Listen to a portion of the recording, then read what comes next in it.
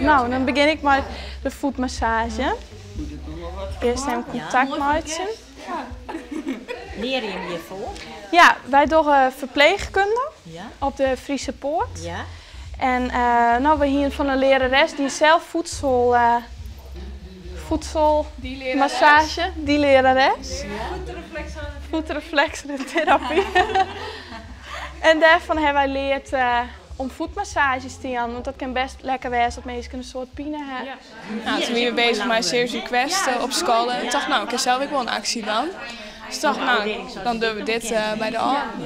En hoeveel zin je hem dan hield? We doen vrijwillige bijdrage voor de mensen die dat willen. Maar we hebben vooral hield bij familie en kennissen en zo ophellen. En dat jou we dan vreet ont glazen huis.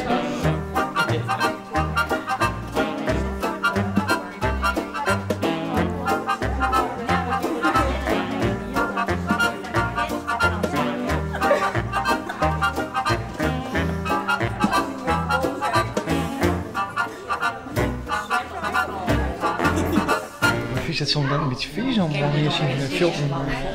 Ja, soms wel. Maar er ben heel viezere dingen, denk ik dan. Dan was je handen bij een beetje kleren. Maakt net zoveel uit. Dat doet het voor de meesten toch? Dus dan mag jij nog helemaal zakken? Ja, nou ik vind het net zo vies.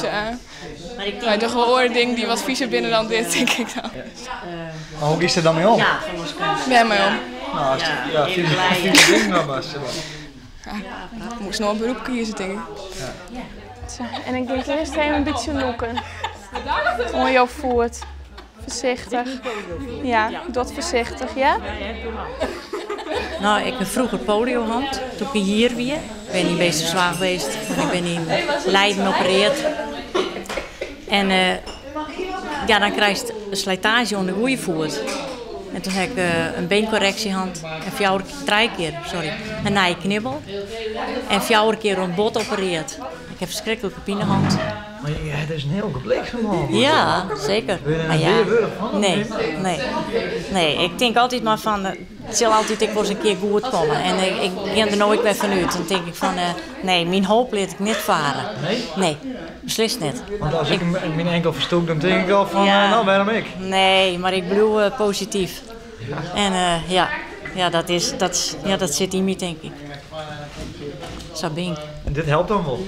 Ja, dit helpt ontzettend. Dit is hartstikke mooi. Ja.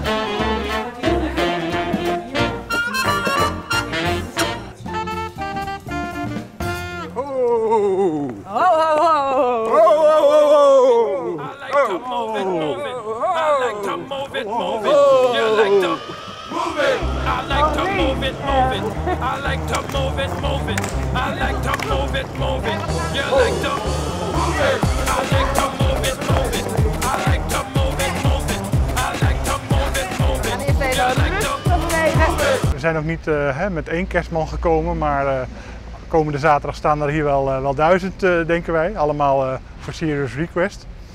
Dus dat wordt een mooi feestje, jong en oud. We hebben genoeg pakken, dus we kunnen er nog wel een aantal gebruiken die mee willen lopen. We hebben een loop van 2300 meter door de Prinsentuin hier vandaan en we finishen voor de Harmonie.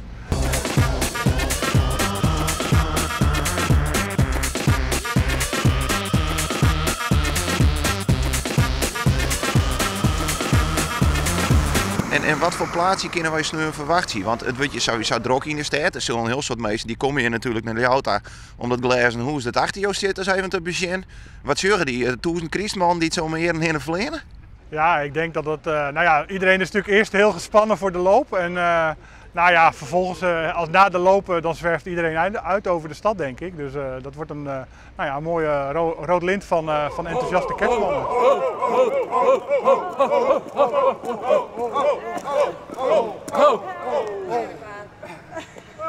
Nou, genoeg al een paar uur. Het is natuurlijk voor het goede doel, maar op wat voor manier, hoe hel je hem nou yield op? Die pakken zijn natuurlijk exclusief verkrijgbaar, alleen bij ons. En nou ja, wij hebben daar iets voor moeten betalen om ze in te kopen. We verkopen ze voor iets meer. Nou ja, bekend economisch principe. Dus daar zit marge tussen.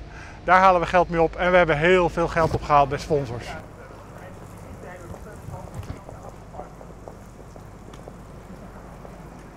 Mensen kunnen zich nog opgeven via de website. We hebben nog voldoende pakken. En tot en met vrijdag kunnen mensen zich opgeven via de website.